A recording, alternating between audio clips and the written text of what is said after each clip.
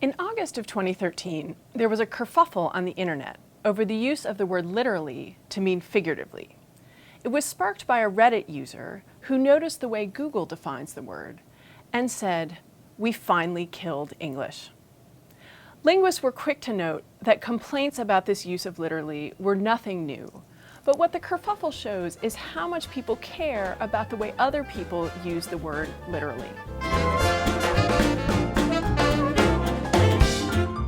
The Google definition has two parts.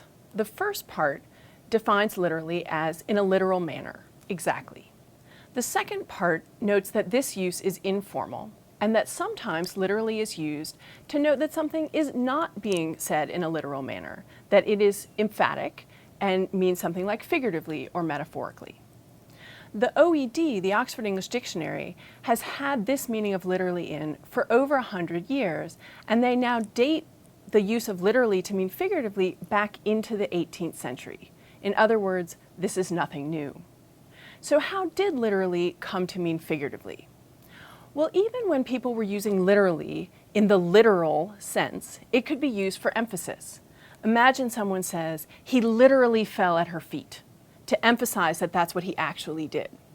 Well, you can imagine someone else hearing that and thinking that it's just emphatic. He didn't actually fall at her feet, but he figuratively fell at her feet. And over time, that's how the word literally came to mean figuratively. Now, if you interpret literally in some of the ways people use it, you get some amazing images.